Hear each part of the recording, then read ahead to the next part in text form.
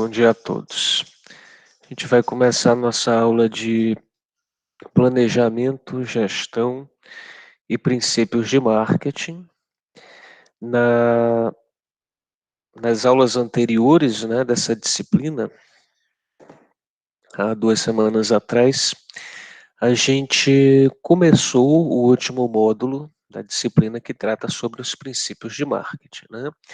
A gente começou a conversar sobre esse tema abordando a questão da publicidade e da propaganda, né, que está muito atrelado a, ao que deriva a área de estudo do conhecimento que é marketing, para que a gente possa aplicar na promoção de produtos e serviços, né? Promoção essa que pode ser vinculada em diversas mídias, como rádio, TV, jornais e mais recentemente agora a internet, né? E nesse sentido a gente viu um pouco da evolução e conversou como mudou-se muito, né, a forma como um produto ele é apresentado e exposto para o consumidor, onde o mercado publicitário ele foi aprendendo com o passar do tempo, né, com as mudanças na sociedade, que tinha que haver toda uma contextualização no que diz respeito à linguagem, ao público ao qual o produto é direcionado, de forma que hoje a gente já tem toda uma regulamentação muito maior em relação a como que os produtos e os serviços eles são promovidos para o consumidor, né, onde a gente conseguiu eliminar muitas práticas que não eram éticas, que não eram legais do ponto de vista até mesmo judicial, e que também visou um melhor entendimento de como a gente é impactado por esse grande número, esse grande volume, né, de comerciais que a gente todo dia está entrando em contato, né? E aí nesse sentido a gente vê diversas mudanças que houve. Uma mudança bem simples, mas que teve muito impacto é, por exemplo, no mercado publicitário infantil, né? Acho que vocês devem recordar, mas do período em que vocês eram crianças, possivelmente vocês devem lembrar que é, em canais de televisão como o Globo e SBT, as manhãs da TV aberta brasileira era completamente voltada ao público infantil, né? Eram séries infantis, como desenhos animados, desde o início da manhã até por volta do meio-dia. Isso deixou de existir justamente porque a partir de 2000 e mais ou menos 2007, 2009, principalmente 2011, foram havendo alterações nas leis até se consolidar uma principal que realmente verificou que a prática do comercial sendo exibido exclusivamente para crianças era muito abusivo, né? Porque a criança ela ainda está com a sua formação em desenvolvimento e você colocar, como de fato os pais colocavam a criança para passar a manhã inteira na frente da TV, onde ela era bombardeada por comerciais que incentivavam ela a pedir praticamente para seus pais comprar roupas, brinquedos ou mesmo alimentos, né? Mas alimentos esses voltados, né, para uma, digamos, um apego mais infantil, como chocolate, por exemplo, isso acabava trazendo danos muito grandes no desenvolvimento dessas crianças. Então, basicamente, foram aprovadas mais leis e, basicamente, você meio que, eu não diria que baniu, mas dificultou o meio como surgem as propagandas publicitárias voltadas para o público infantil. Então, foi exatamente por isso que acabou essa ideia de você ter uma programação da manhã das TVs abertas completamente voltadas para o público infantil, né? Porque você tinha anunciantes para esse público. A partir do momento em que não se tem mais propaganda feita para elas, né, as redes de TV passaram a exibir uma programação mais adulta, onde poderia, obviamente, ter anunciantes para esse determinado público, né? E outras mudanças também foram necessárias. Mas todo esse canal de promoção, ele surge a partir do marketing, né? Do setor de uma empresa, de uma área de estudo, onde nós temos diversos profissionais que vão estar estudando o mercado, né? Como ele é hoje, como ele foi no passado e quais as tendências para o futuro, e vão tentar, junto com outros setores, como a pesquisa, desenvolvimento e inovação, realizar as mudanças que são necessárias para que essa empresa continue com seu produto ou serviço mantendo-se competitivo, tá? Então, hoje a gente vai conversar um pouco sobre o marketing estratégico e o marketing operacional, que é uma interpretação muito simples da gente dividir o conceito de marketing.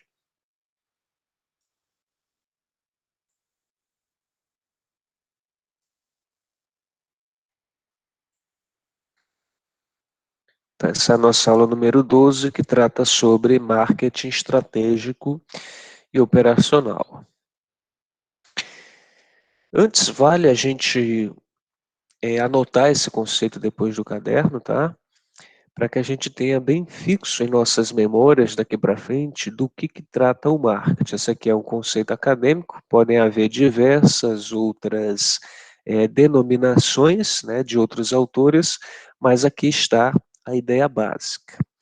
O marketing ele trata-se do estudo do mercado em sua forma mais ampla, incluindo o processo de produção, arquitetura de apresentação do produto, formação de preços competitivos, formas de distribuição, propaganda e publicidade, entre outras ações, visando descobrir os desejos e as necessidades atuais e potenciais dos consumidores, como atender aos seus anseios e até mesmo superar suas expectativas de modo lucrativo.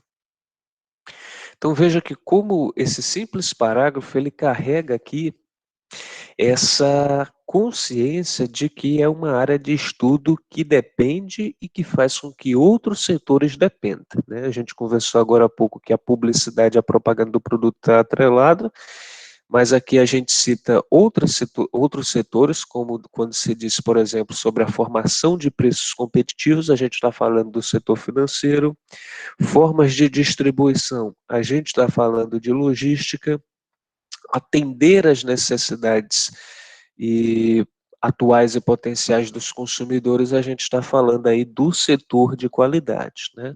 Então é uma área realmente muito ampla, que ao contrário do que muitos pensam, não se restringe apenas a divulgar um produto, né? Há toda uma construção do produto em si, desde a embalagem, seu rótulo, até o estabelecimento do seu preço, o estudo dos mercados para quais ele vai ser comercializado, entre outros fatores. Então, é uma área realmente muito ampla e que a gente pode se aprofundar bastante. E aí, a gente pode fazer a divisão do marketing em dois setores, para que a gente possa melhor estudá-lo: o marketing estratégico e o marketing operacional. O marketing estratégico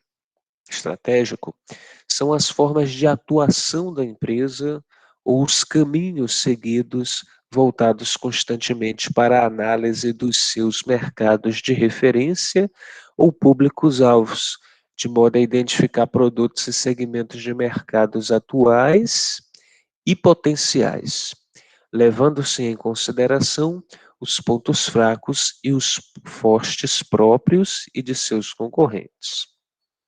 Ou seja, o marketing estratégico, ele trata da manutenção da empresa e de seu produto e serviço no mercado, né? Ela está o tempo todo estudando o que pode acontecer de novo que o mercado dela tem que se atualizar rapidamente, né?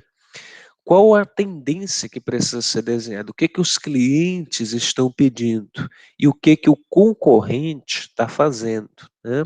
Isso é uma estratégia que muitas pessoas ou empresas às vezes não ligam muito, mas que é essencial para a sobrevivência de muitas empresas, né? Olhar para o concorrente, que não é uma atitude que possa ser condenada no sentido de quer copiar a ideia alheia, olha demais para o negócio do outro. Não. É olhar de uma forma positiva, para você perceber o que ele está apresentando que pode se tornar uma ameaça para a sua empresa, né, que pode tomar parte do seu mercado, e você olhar também o que está sendo feito lá de positivo que você pode fazer, né, o que você pode se reinventar para ter o mesmo diferencial, né. Isso vai das coisas mais simples, né. Suponhamos, por exemplo, nesse período de pandemia, né, um negócio como, por exemplo, um restaurante que não tem um serviço de delivery, ele obviamente ele estava em desvantagem em relação ao seu concorrente, né. Aí se o concorrente olha para esse defeito e decide competir de igual para igual, ele pode criar um diferencial, como oferecer o serviço de delivery sem o pagamento da taxa de entrega, né. Então, toda vez que a gente olha para um concorrente e vê uma ameaça, a gente pode encontrar também uma oportunidade de superar essa ameaça e se tornar mais competitivo do que ele mesmo, né? A partir do momento em que a gente reinventa essa ideia. E o marketing operacional, ele tem as suas atividades dirigidas para o atendimento e a manutenção dos mercados atuais, né? É algo muito mais focado não no que pode acontecer no futuro, mas em como está acontecendo agora, né. Ou seja, está fazendo entrevistas, por exemplo, com o consumidor, para saber se ele está satisfeito com a qualidade dos produtos, com a sua embalagem, com o seu preço, está investindo na melhoria do serviço de atendimento ao cliente, né, está fazendo promoções para manter a fidelidade dos clientes que já existem, ou mesmo uma promoção que vai, fazer com que outros consumidores, né, que não ainda consomem esse produto, possam se interessar em fazer parte dele. Então, quanto o marketing operacional, ele é focado no momento presente e na manutenção do bom andamento dos negócios, o marketing estratégico ele está sempre estudando como inovar, né? Vendo as possíveis ameaças e as possíveis oportunidades e investindo naquilo que pode ser uma direção mais promissora para o futuro. Deu para compreender, pessoal? Deu sim, Washington. Muito simples a diferenciação, né? Nesse sentido, quando a gente olha para outros setores, principalmente o setor de tecnologia, a gente vê o marketing estratégico com muita força, né, acontecendo com muita intensidade, como, por exemplo, no que diz respeito às redes sociais, os serviços de streaming, a publicação digital, onde muitas jornais e revistas que eram impressas estão se tornando sites com acesso pago. Então a gente vê o mercado digital muitos bons exemplos, mas no nosso setor a gente também vai encontrar, por exemplo, as pesquisas de inovação na edição genômica, né?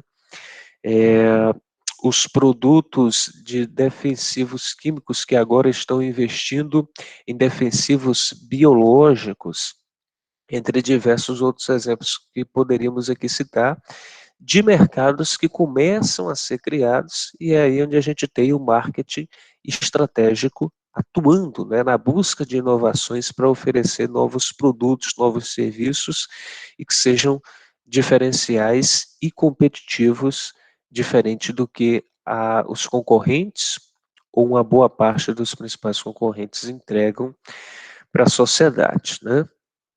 Mas quando a gente sai dessa escala de inovação, de altos investimentos, que a gente não tem muito conhecimento, né, a não ser que vá realmente ler muitos sites para buscar essas informações, não é uma informação que a gente tem no nosso dia a dia, mas a gente pode perceber, como já conversamos anteriormente, a necessidade do nosso país investir muito mais na busca de inovações tecnológicas, né? para poder fazer com que os nossos produtos sejam mais bem reconhecidos, não só dentro do nosso país, mas também em outros países, né? Novamente, nós somos um grande país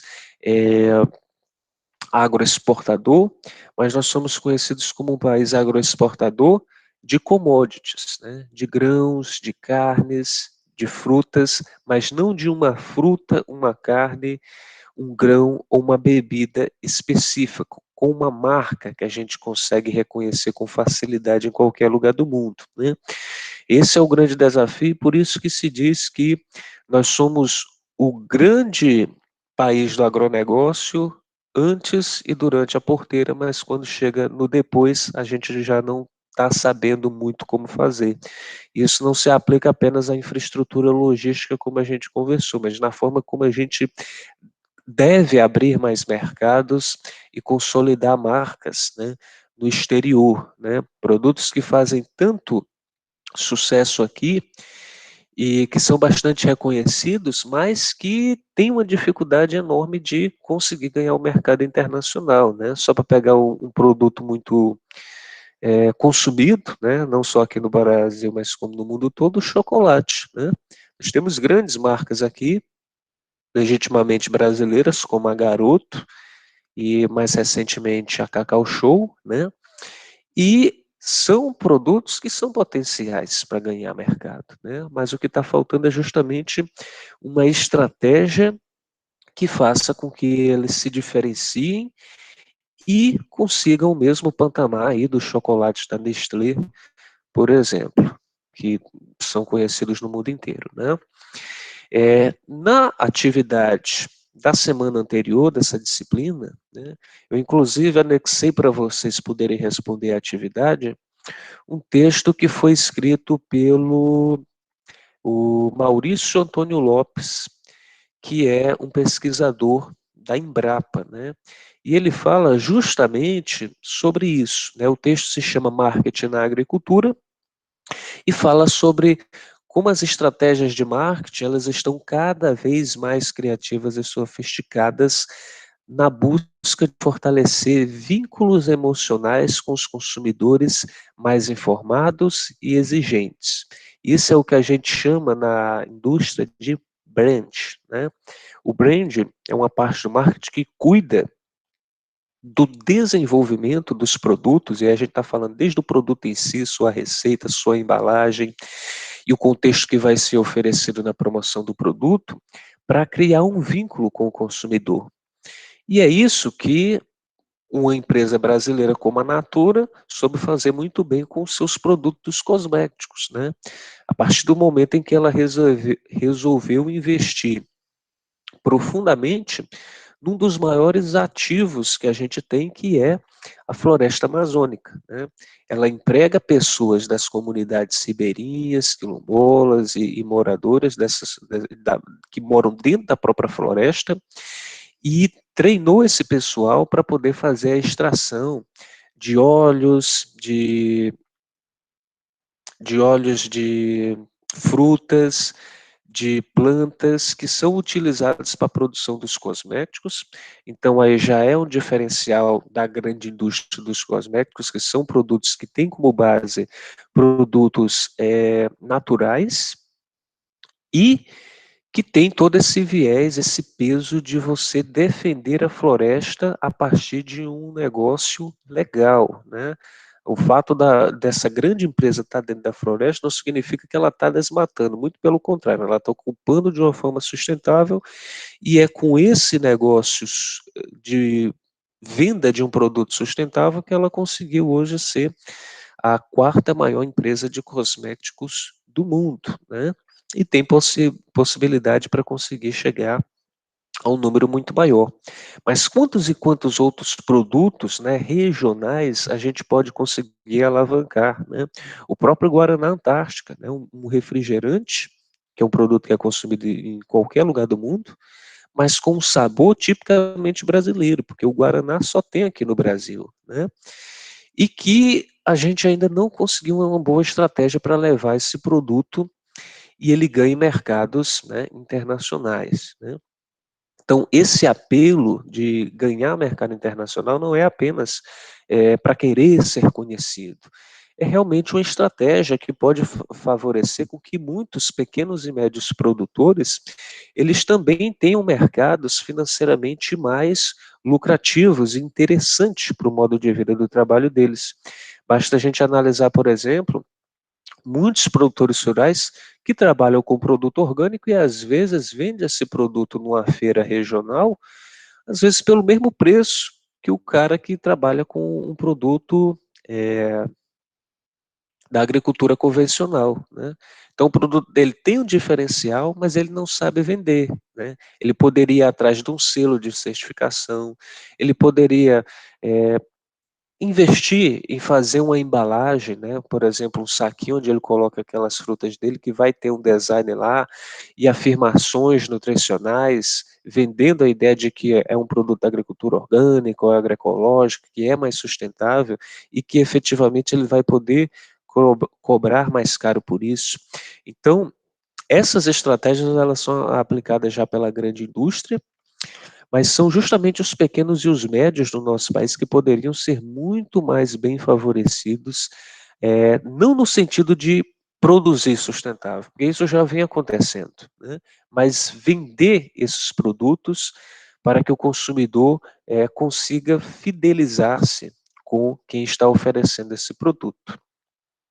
E aí, quando a gente pensa na grande indústria, a gente vê isso acontecer realmente numa velocidade muito maior do que a gente poderia prever, né?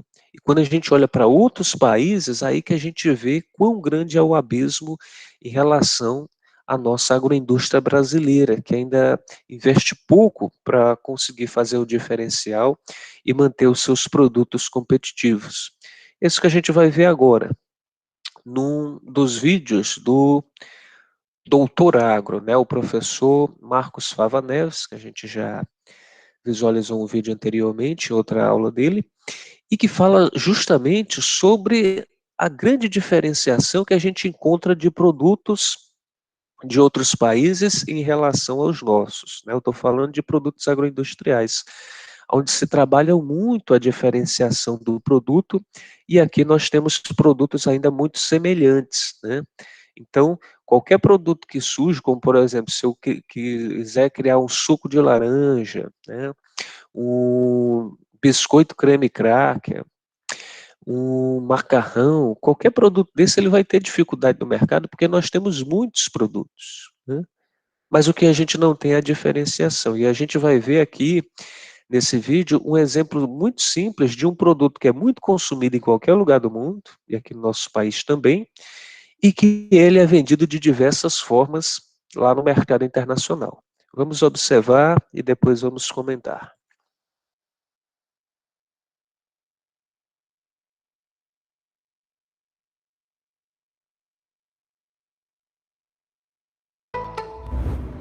Interessante marketing aplicado ao setor de ovos, essa gôndola aqui no supermercado americano, começando por esse produto aqui.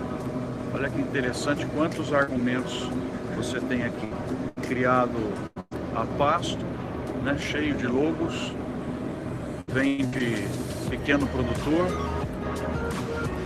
certificado pelo Departamento de Agricultura americano. Você tem esse orgânico por $7.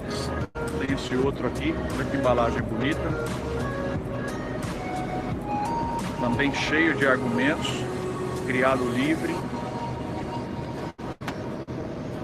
Esse outro aqui também achei interessante, que ele fala que não vende produto geneticamente modificado, também cheio de argumentos. Aqui mostra os benefícios que tem o ovo, todos os tipos de vitamina. Aí para cá também achei interessante esse, é um produto, vou tirar da luz aqui, olha aí a embalagem dele. Está vendendo já, o que ele entrega? O ovo cozido e pronto. Em formato líquido. Esse aqui muito interessante também, Just Crack an Egg. Vem todos os ingredientes para você fazer um omelete. Você só quebra o ovo aqui dentro e faz o omelete. Então vejam só quantas coisas interessantes de marketing aplicado ao produto ovo que se consegue ver aqui em pouco tempo.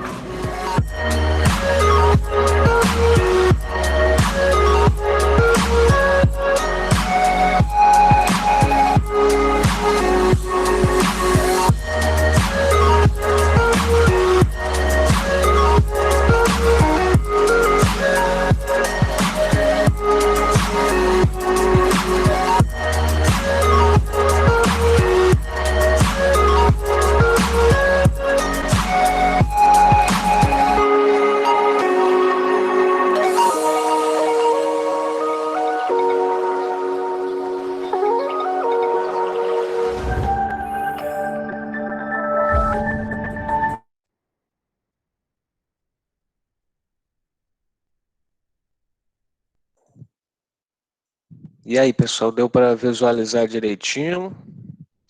Chamou a atenção de vocês alguma coisa que foi apresentada?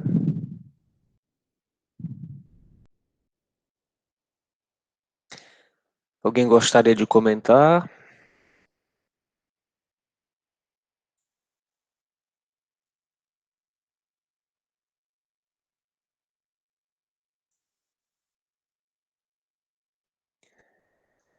Parece que não, né? Mas eu vou levantar alguns pontos, aí vocês fiquem à vontade para poder contribuir, caso queiram. Tudo bem, Luciano. Vocês visualizaram, se a gente for fazer uma relação com a nossa realidade brasileira, né? As nossas embalagens são parecidas com aquelas, né? Podem ser próximas, normalmente a gente só trabalha com duas embalagens aqui no nosso país.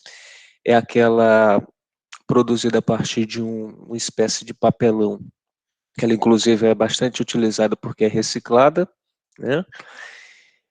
Onde você tem 30 ovos, ou então aquela embalagem menor que tem uma dúzia de ovos, né? E aí, ou é a de papelão ou é a de plástico. Mas você não vê rótulos, né, cheio de informações como são apresentados aí. Inclusive, a gente tem, né, ovos de galinha caipira, que tem um diferencial, normalmente são mais caros, e os orgânicos, mas a gente não vê com tantas cores, com tanto design feito e pensado só para promover o produto. E às vezes isso é muito importante porque tem consumidor que o produto ganha ele apenas pela embalagem, não é nem o produto em si. Às vezes o consumidor nem liga de visualizar uma tabela nutricional, de visualizar uma validade, de visualizar os ingredientes. Ele olha a embalagem é tão bonita que ele compra, né?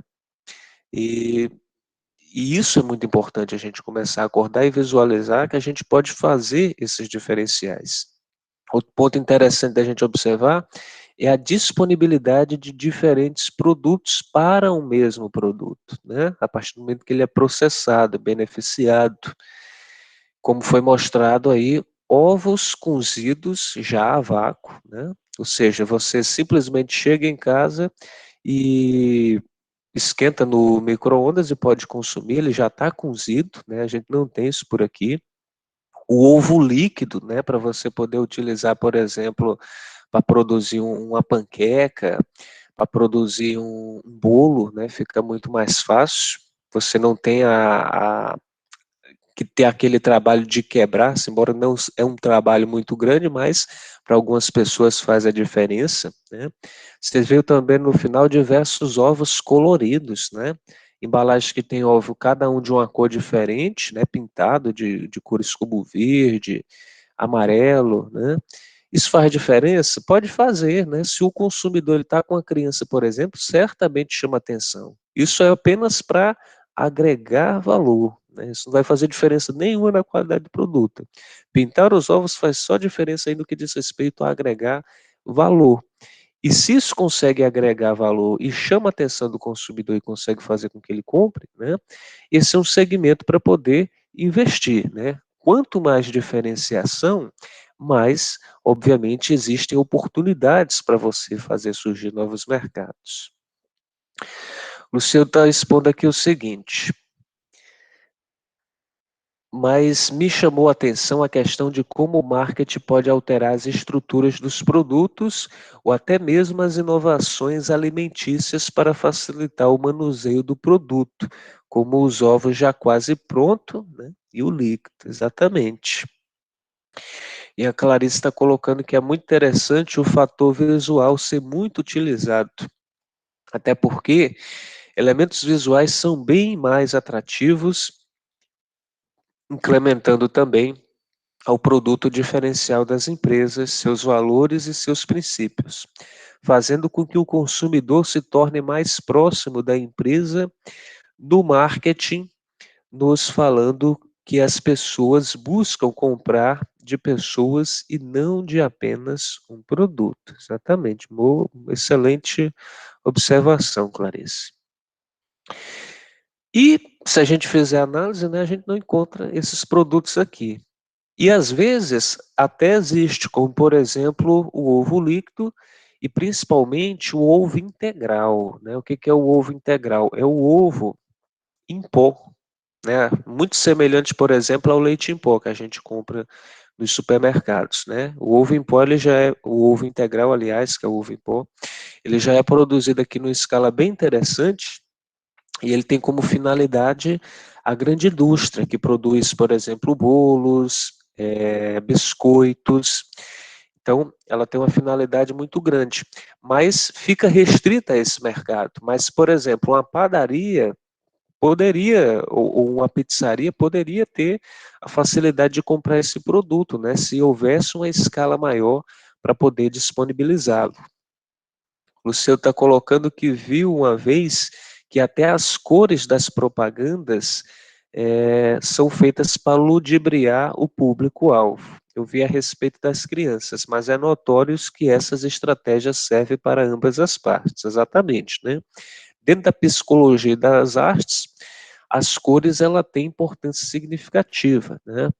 Como a gente conversou, por exemplo, na aula anterior, de projetos de empreendedorismo, né, ao citar algumas logotipos gráficos, nós vimos, por exemplo, que o vermelho ele significa credibilidade, confiança, o amarelo está muito relacionado a produtos de alimentação, né, por isso está sempre presente, entre outros fatores. Então, há toda uma ciência por trás, há toda uma metodologia para você criar argumentos, cores e significados e expor isso numa embalagem ou num comercial que vai ser direcionado até o público que é um potencial consumidor, né?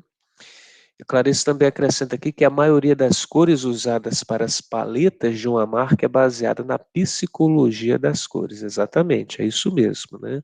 Há toda uma explicação lógica que justifica o porquê que determinadas empresas escolhem aquela cor para criar a sua marca ou mesmo colorizar a embalagem do seu produto, né?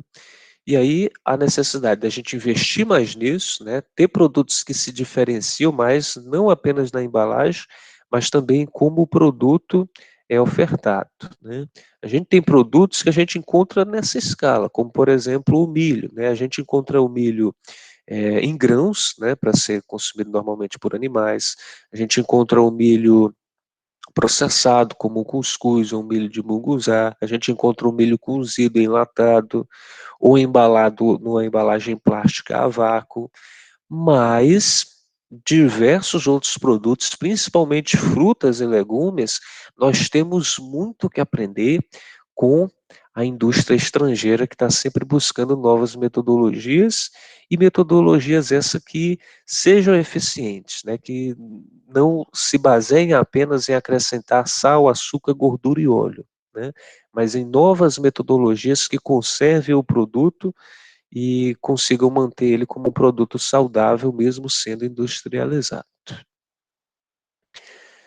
Nesse sentido, né, quando a gente pensa que há toda uma área estratégica dentro de uma empresa para poder criar essa situação, a gente tem uma ferramenta do marketing muito importante que é o chamado mix do marketing, que também é conhecido como os 4Ps do marketing.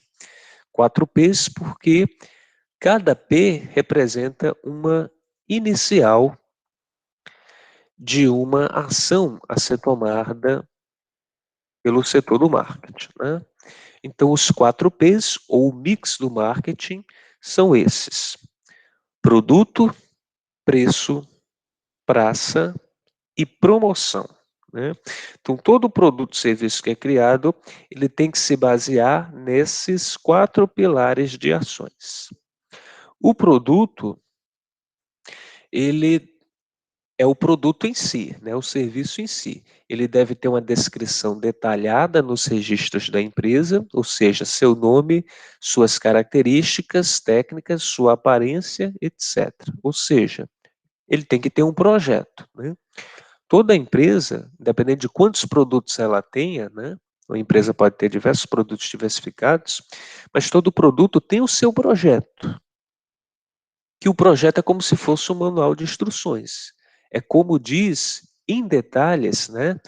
Que produto é aquele, para qual público ele foi criado, quais os ingredientes, como é que vai ser o rótulo, né?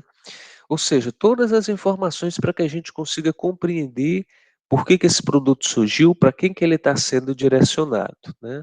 Isso surge a partir justamente de um briefing que vocês já fizeram em uma atividade anterior e que a gente já conversou em uma outra aula, né? O briefing vai dar origem a um projeto. Esse projeto vai se consolidar de fato em um produto, né? Então, esse é o primeiro P, entender um produto em todos os seus aspectos técnicos. Aqui a gente diz em detalhes como é que um produto deve ser, né? Desde a sua embalagem e como é que deve ser constituída essa embalagem, ao peso do produto, aos ingredientes, as características organolépticas, ou seja, de sabor, de cheiro, entre outros fatores que caracterizam que produto é aquele. O segundo P do marketing é o preço, né? É o que o consumidor está disposto a pagar pelo que você irá oferecer. A determinação do preço ela deve considerar os custos do produto ou serviço e ainda proporcionar o retorno desejado, né? Ou seja, essa é uma das etapas muito importantes, que é precificar o produto a qual você produziu. Nesse sentido, o preço ele tem sempre que ser baseado também em algo lógico. Eu não vou vender um produto por um determinado valor porque eu acho que esse deve ser o valor, né? Você vai tirar primeiramente os seus custos de produção, vai acrescentar a margem de lucro para poder dar o preço final, né? E esse preço final ele tem que pagar o investimento que houve e, obviamente, tem uma margem de lucro razoável, né? Nesse sentido, quanto mais um produto ele consegue se destacar no mercado, a gente pode fazer diferenciações de preço, né? É por isso, por exemplo, que eu tenho um determinado café e eu tenho outro do lado de outra marca que custa às vezes o dobro ou o triplo, né? Às vezes pode haver um diferencial em que tipo de café eu estou tomando, mas às vezes é o mesmo tipo. E o que faz diferença ali é a marca do produto que já se consolidou, né? E é isso que acontece com diversos produtos, como por exemplo, refrigerantes, né? O que que faz com que uma Coca-Cola seja talvez o triplo ou o quarto de um refrigerante sabor cola tradicional, como o da Indaiar, por exemplo, né? O que a gente está pagando de fato mais caro é por um produto melhor? Nem sempre. Às vezes os ingredientes ali de ambos os produtos são da melhor qualidade. O que você paga mais caro em produtos que se destacam é justamente o que está impresso na embalagem.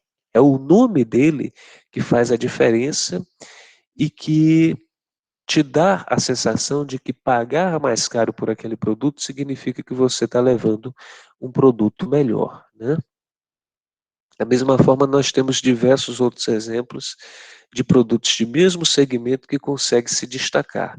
E o preço, obviamente, faz a diferença e é um fator de decisão para o consumidor que normalmente tem aquele sentimento de que eu compro o que é melhor, independente do preço que se apresente, né? Isso a gente se enquadra em todos os setores da economia, né? O que faz, por exemplo, que uma camisa de um determinado time de futebol, né, que é oficial, né, de uma empresa, por exemplo, como a Nike, que tem aí um patrocínio oficial de um determinado time, mas o time de futebol licencia a marca dela para outras empresas, né? Quem é um torcedor, né, ele vai preferir pagar pelo uniforme da Nike. Mas ele, às vezes, está comprando uma blusa cuja tecnologia de produção ele poderia estar comprando uma semelhante de uma outra empresa, né? Mas o que faz a diferença o símbolo da Nike que está impresso ali, né? Você tem uma marca forte que é reconhecida no mercado e que se torna fator de decisão para que você empregue um valor mais alto, né? Então, esse é o grande objetivo do setor de marketing. Conseguir, através do branding, criar marcas fortes que se tornem fator de decisão e você possa se aproveitar dessa situação para poder conseguir aumentar a margem de lucro através de um preço que se justifique pelo reconhecimento do produto no mercado.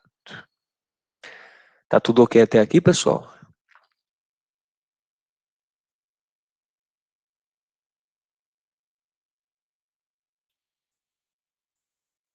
Sim, né? Tudo bem.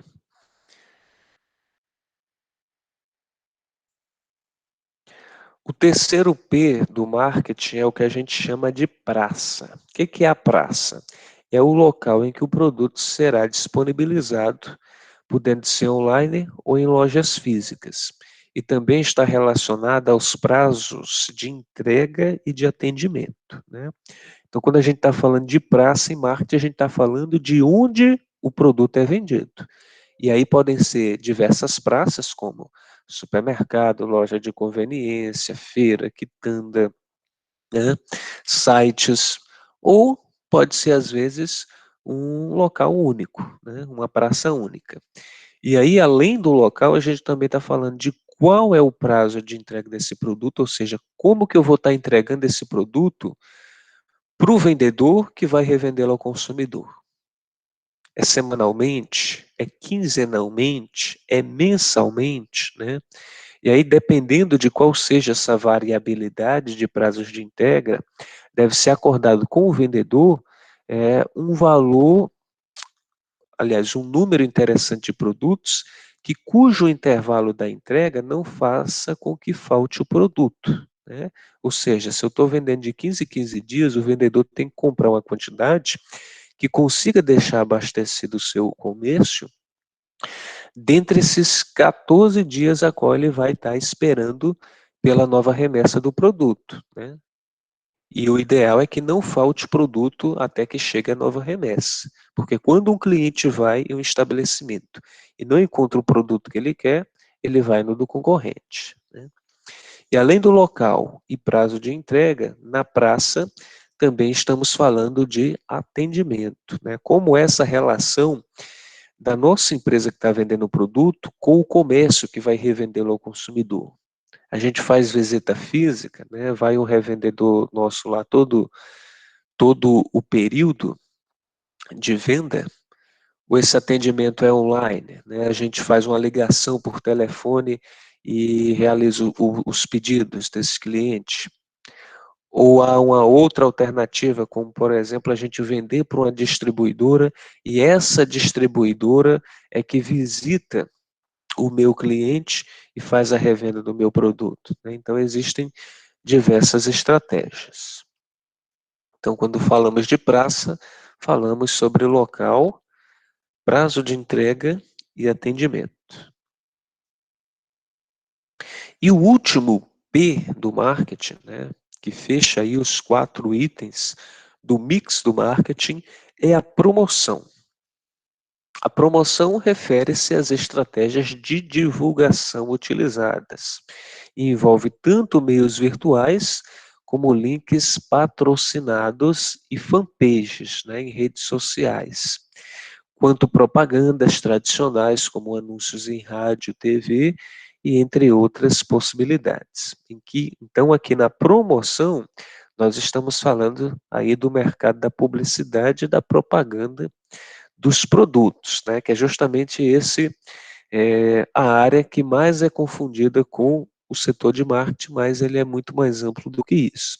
Então aqui está todas as estratégias para se criar a marca da empresa, como é que vai ser divulgado esse produto, em que canal de comunicação ele vai ser divulgado, né? Por exemplo, vai ser através de uma páginas em revistas, em jornais, páginas na internet, comercial em rádio, televisão, né?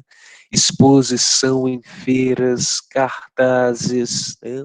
Há diversas possibilidades da gente conseguir dinamizar e colocar o nosso produto na maior quantidade de veículos possíveis, né? Quanto maior a empresa, mais ela tem que investir em diversos canais de promoção, e não apenas um, né?